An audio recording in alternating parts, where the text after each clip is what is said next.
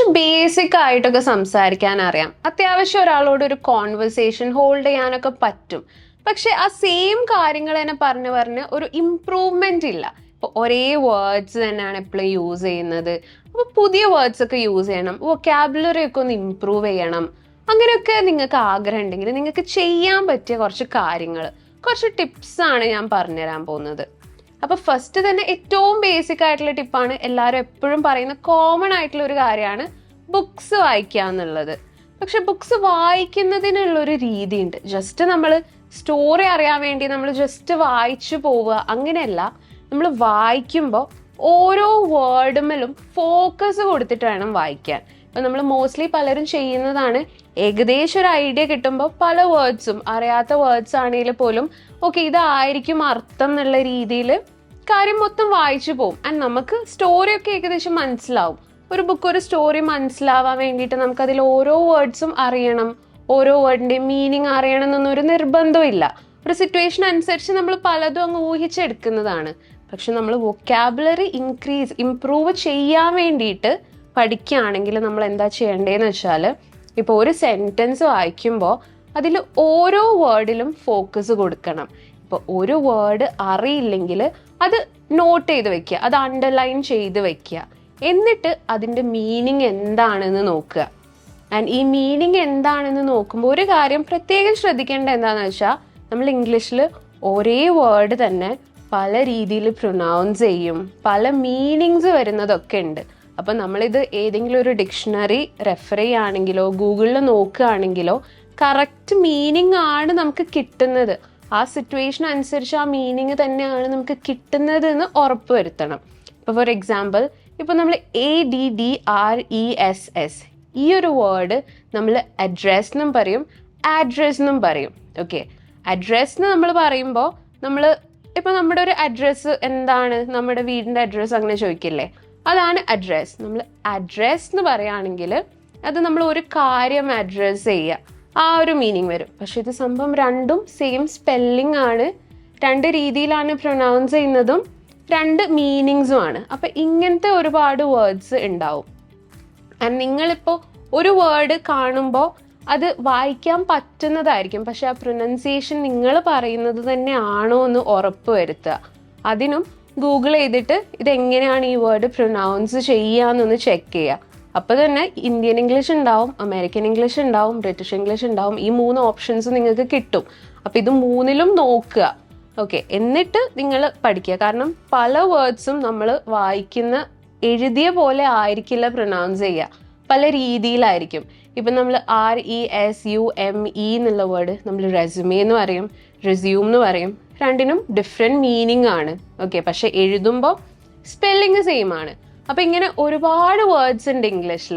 അപ്പോൾ ഓരോന്നും നമുക്ക് കറക്റ്റ് മീനിങ്ങും പ്രൊനൗൺസിയേഷനും കിട്ടണമെങ്കിൽ നമ്മൾ അതിനനുസരിച്ച് ഓരോ വേർഡിനും ഫോക്കസ് ചെയ്തിട്ട് തന്നെ വേണം ബുക്സ് വായിക്കാൻ. ഓക്കെ, ഇനി അടുത്ത ഒരു നല്ലൊരു വഴിയാണ് നമ്മൾ TV shows, English TV shows ഒക്കെ കാണുന്നത്, ഇംഗ്ലീഷ് ലാംഗ്വേജിലുള്ളത്.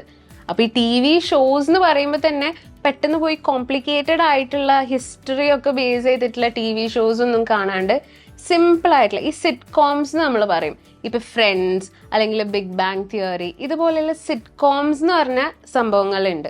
അപ്പോൾ ഇത് കാണുക. അല്ലാണ്ട് നമ്മൾ ഈ ഗെയിം ഓഫ് ത്രോൺസോ അതൊക്കെ പോലെ ഹിസ്റ്ററി ബേസ് ചെയ്തിട്ടുള്ളത് അല്ലെങ്കിൽ ഭയങ്കര കോംപ്ലിക്കേറ്റഡ് ആയിട്ടുള്ള പ്ലോട്ടും കാര്യങ്ങളും ഒന്നും ഉള്ളത് അല്ലാണ്ട് സിമ്പിൾ ജസ്റ്റ് ഫ്രണ്ട്സിനെ പറ്റിയിട്ട് അല്ലെങ്കിൽ അങ്ങനെ ചെറിയ പ്ലോട്ട്, അധികം കോംപ്ലിക്കേഷൻസ് ഒന്നും ഇല്ലാത്ത കാര്യങ്ങളുള്ളത് കാണുക. കാരണം ഇതിലെന്ന് വെച്ചാൽ അവർ യൂസ് ചെയ്യുന്നത് സിമ്പിളായിട്ട് ഡെയിലി യൂസിന് പറ്റിയ സെൻറ്റൻസസ്, ഫ്രേസസ്, വേർഡ്സ് ഒക്കെ ആയിരിക്കും. നമ്മൾ ഈ ഒരുപാട് ഹിസ്റ്ററി അല്ലെങ്കിൽ കോംപ്ലിക്കേറ്റഡ് ആയിട്ടുള്ള പ്ലോട്ട് നോക്കുമ്പോൾ എന്ന് വെച്ചാൽ അവർ യൂസ് ചെയ്യുന്ന വാക്കുകളും ഒരുപാട് കോംപ്ലിക്കേറ്റഡ് ആയിട്ടുള്ളതായിരിക്കും.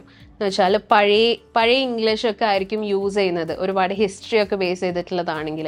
അപ്പം നമ്മൾ ഡെയിലി ലൈഫിൽ ഒരു നേറ്റീവ് സ്പീക്കറിനൊക്കെ പോലെ സംസാരിക്കണം എന്നൊക്കെ ആണെങ്കിൽ അങ്ങനെ ബേസ് ചെയ്തിട്ടുള്ള അതുപോലെയുള്ള കോമൺ ലൈഫ്, ഒരു ഡെയിലി ലൈഫിനെ ബേസ് ചെയ്തിട്ടുള്ള ടൈപ്പ് ഓഫ് സിറ്റ്കോംസ് അല്ലെങ്കിൽ സീരീസ് ഒക്കെ കാണുക. അതിലുള്ള ഏറ്റവും നല്ല എക്സാമ്പിൾസ് ആണ് ഞാനിപ്പോൾ പറഞ്ഞ പോലെ ഫ്രണ്ട്സ്, അല്ലെങ്കിൽ how I met your mother, അല്ലെങ്കിൽ ബിഗ് ബാങ് തിയറി, ഇതുപോലെയുള്ള അത്രയും കോമൺ ആയിട്ടുള്ള സിറ്റ്കോംസ് എന്നൊക്കെ. അപ്പോൾ ഇത് നിങ്ങൾ കാണുമ്പോൾ എന്ന് വെച്ചാൽ ഇതിലും നിങ്ങൾക്ക് ഒരു കാര്യം പല രീതിയിൽ പറയുന്നതൊക്കെ പഠിക്കാം. ഇപ്പം നമ്മളൊരു കാര്യം യെസ് എന്ന് പറയും, അല്ലെങ്കിൽ നോ എന്ന് പറയും. ഇതുപോലെ എപ്പോഴും നമ്മൾ യൂസ് ചെയ്തുകൊണ്ടിരിക്കുന്ന കാര്യങ്ങൾ തന്നെയായിരിക്കും നമ്മൾ പറയുക. പക്ഷെ നമ്മൾ ഇങ്ങനെ കാണുമ്പോൾ വെച്ചാൽ ആളുകൾ ഇപ്പം യെസ് എന്ന് പറയുന്നതിന് പകരം അവർ ഓൾട്ടർനേറ്റീവ് ആയിട്ട് എന്തൊക്കെയാണ് യൂസ് ചെയ്യുക, അല്ലെങ്കിൽ നോ എങ്ങനെ പല രീതിയിൽ പറയാം, പല ഇഡിയംസ്, ഇതൊക്കെ ഈസിലി നമുക്ക് ഈ TV ഷോസിലൂടെ ഒക്കെ നമുക്ക് കിട്ടും. അതേപോലെ നമ്മൾ ബുക്സ് വായിക്കുന്ന കാര്യത്തിൽ പറഞ്ഞ പോലെ തന്നെ പുതിയ ഒരുപാട് വൊക്കാബുലറി നമുക്ക് കിട്ടും. അപ്പോൾ ഇതിലൂടെ നമുക്ക് നമ്മുടെ ഇംഗ്ലീഷ് സ്പീക്കിംഗ് സ്കിൽസ്, നമ്മളൊരു കോൺവെർസേഷൻ ഫ്ലോ ഇല്ലേ, അത് നമുക്ക് നല്ല രീതിയിൽ തന്നെ ഇംപ്രൂവ് ചെയ്യാൻ പറ്റും. അപ്പോൾ അടുത്തൊരു വളരെ നല്ലൊരു വേ ആണ് ഈ ഓഡിയോ ബുക്സും പോഡ്കാസ്റ്റും പോലെയുള്ള കാര്യങ്ങളൊക്കെ ലിസൺ ചെയ്യുന്നത്. ഇപ്പോൾ ഓഡിയോ ബുക്സ് പോഡ്കാസ്റ്റ് എന്നൊക്കെ പറഞ്ഞാൽ നമ്മൾ വോയിസിൽ ഓഡിയോയിൽ മാത്രമായിരിക്കും അതിൻ്റെ ഫുൾ ഫോക്കസും പോകുന്നത്. അതുകൊണ്ട് തന്നെ നമ്മൾ പല വിഷ്വൽ ആയിട്ടുള്ള കാര്യങ്ങളിലും നമ്മൾ ഡിസ്ട്രാക്റ്റ് ആയി പോവില്ല. ഇപ്പോൾ ഒരു മൂവി അല്ലെങ്കിൽ സീരീസ് നമ്മൾ കാണുമ്പോഴുള്ള ഒരു നെഗറ്റീവ് ആയിട്ടുള്ള ആസ്പെക്ട് എന്താണെന്ന് വെച്ചാൽ നമ്മൾ അതിൻ്റെ സീൻസ് ആണെങ്കിലും പല വേറെ കാര്യങ്ങളും നമ്മൾ ഡിസ്ട്രാക്ട് ചെയ്ത് നമ്മൾ ഡയലോഗ്സ് എന്നൊക്കെ കുറച്ച് കോൺസെൻട്രേഷൻ കുറയും, അല്ലെങ്കിൽ നമ്മൾ വാക്കുകളും കാര്യങ്ങളും ഒക്കെ അത്രയ്ക്ക് അങ്ങോട്ട് ശ്രദ്ധിക്കില്ല. പക്ഷെ ഓഡിയോ ബുക്സും പോഡ്കാസ്റ്റും എന്നൊക്കെ പറയുമ്പം വിഷ്വൽ ആയിട്ടുള്ള ഒന്നും ഇല്ല, നമ്മൾ ഈ ഓഡിയോ മാത്രമേ ഉള്ളൂ. അപ്പം അതിന് തന്നെ 100% നമ്മുടെ കോൺസെൻട്രേഷൻ കൊടുക്കണം. അപ്പം നമുക്ക് നമ്മുടെ പ്രൊനൗൺസിയേഷൻ ആണെങ്കിലും പുതിയ വേർഡ്സ് പഠിക്കുന്നതാണെങ്കിലും അതിനൊക്കെ ഒരുപാട് ഹെൽപ്പ് ചെയ്യും. ആൻഡ് അത് മാത്രമല്ല, ഓഡിയോ ബുക്സിനും പോഡ്കാസ്റ്റിനും ഒക്കെ പറയുമ്പം ഈ ഓഡിയോയിൽ മാത്രമാണല്ലോ അവരുടെ ഫുൾ ഒരു എലമെൻറ്റ് വരുന്നത്. അപ്പം അതിൽ ടോൺ ആണെങ്കിലും പ്രൊനൗൺസിയേഷൻ ആണെങ്കിലും ആക്സെൻ്റ് ആണെങ്കിലും എവിടെ എംഫസൈസ് ചെയ്യണം, എവിടെ സ്ട്രെസ് ചെയ്യണം, അങ്ങനെ പല കാര്യങ്ങളും ഉണ്ട്. അപ്പോൾ ഓഡിയോ ബുക്സിൽ ഇതിനൊക്കെ ഒരുപാട് ഇമ്പോർട്ടൻസ് കൊടുക്കും. കാരണം ഓഡിയോ ആണ് അവരുടെ മെയിൻ ആയിട്ടുള്ള സാധനം, വിഷ്വൽ ആയിട്ടുള്ള ഒന്നും ഇല്ല. അപ്പം അതിൽ ഈ പറഞ്ഞ കാര്യങ്ങൾക്ക് മൈന്യൂട്ട് ആയിട്ടുള്ള ഡീറ്റെയിൽസിന് പോലും ഒരുപാട് ഇമ്പോർട്ടൻസ് കൊടുക്കും. അപ്പോൾ അതിലൂടെ നമുക്ക് എവിടെയൊക്കെയാണ് സ്ട്രെസ് ചെയ്യേണ്ടത്, ഓരോ വാക്കുകളും എവിടെയാണ്, എങ്ങനെയാണ് കറക്റ്റായിട്ട് പ്രൊനൗൺസ് ചെയ്യുക, ഏത് കോണ്ടെക്സ്റ്റിലാണ് കറക്റ്റായിട്ട് ഉപയോഗിക്കുക, ഇങ്ങനെ പല കാര്യങ്ങളും നമുക്ക് വളരെ ക്ലിയർ ആയിട്ട് മനസ്സിലാക്കാൻ പറ്റും. അടുത്ത ഒരു വേ ആണ് നമ്മൾ ന്യൂസ് കാണുന്നതും ന്യൂസ് പേപ്പേഴ്സ് വായിക്കുന്നതും ഒക്കെ. അപ്പം ഇത് നമ്മൾ ഇത്രയും നേരം പറഞ്ഞത് നമ്മൾ കോൺവെർസേഷണൽ ഇംഗ്ലീഷിനും ഡെയിലി യൂസ് ചെയ്യുന്ന ഇംഗ്ലീഷിനൊക്കെ നമുക്ക് ഈസി ആയിരിക്കും. നമ്മളിപ്പോൾ ഈ ബുക്സ് വായിക്കുന്നതാണെങ്കിലും നമ്മൾ TV ഷോസ് കാണുന്നതൊക്കെ ആണെങ്കിലും നമുക്ക് കുറെ കൂടെ ഇൻഫോർമൽ ഇംഗ്ലീഷ് അറിയാനാണ് ബെറ്റർ ആയിരിക്കുക. പക്ഷെ നമുക്ക് ഫോർമൽ ഇംഗ്ലീഷ് അറിയണമെങ്കിൽ, ഒഫീഷ്യൽ ആയിട്ടുള്ള ടേംസും വൊക്കാബുലറി ഒക്കെ ഇമ്പ്രൂവ് ആവണമെങ്കിൽ നമ്മൾ ന്യൂസ് കാണുന്നത് അല്ലെങ്കിൽ ന്യൂസ് പേപ്പേഴ്സ് വായിക്കുന്നതൊക്കെ ആയിരിക്കും നല്ലത്. അപ്പോൾ ഇതിലൂടെ നിങ്ങൾക്ക് കിട്ടുന്ന വൊക്കാബുലറി എവിടെയാണ് നിങ്ങളെ ഹെൽപ്പ് ചെയ്യാന്ന് വെച്ചാൽ, ഇപ്പോൾ നിങ്ങൾ പഠിക്കുന്നവരാണെങ്കിൽ അക്കാഡമിക് റൈറ്റിങ്ങിൽ ഹെൽപ്പ് ചെയ്യും. ഇപ്പോൾ പ്രോജക്ട്സ് ചെയ്യാൻ, അസൈൻമെൻറ്റ്സ് ചെയ്യാൻ, അതിനൊക്കെ ഫോർമൽ വേർഡ്സ് ആണ് നമുക്ക് വേണ്ടത്. നമ്മൾ ഈ ഡെയിലി ലൈഫിൽ യൂസ് ചെയ്യുന്ന വേർഡ്സും കാര്യങ്ങളും നമുക്ക് അതിൽ ഇൻക്ലൂഡ് ചെയ്യാൻ പറ്റില്ല. അപ്പം അങ്ങനത്തെ ഇതിൽ ബെറ്റർ ആയിട്ടുള്ള വൊക്കാബുലറി, ബെറ്റർ ആയിട്ടുള്ള വേർഡ്സ് കിട്ടാൻ ന്യൂസ് പേപ്പേഴ്സ് വായിക്കുന്നതും ന്യൂസ് കാണുന്നതൊക്കെ വളരെ നല്ലതാണ്.